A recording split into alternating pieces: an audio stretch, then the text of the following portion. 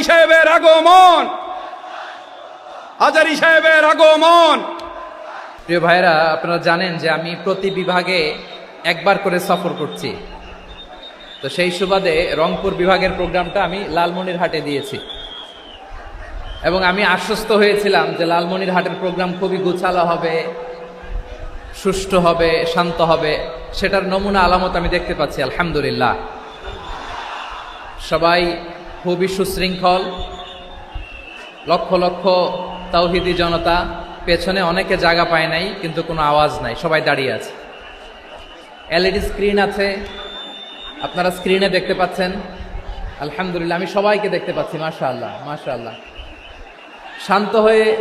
শান্ত হয়ে আপনারা বসুন।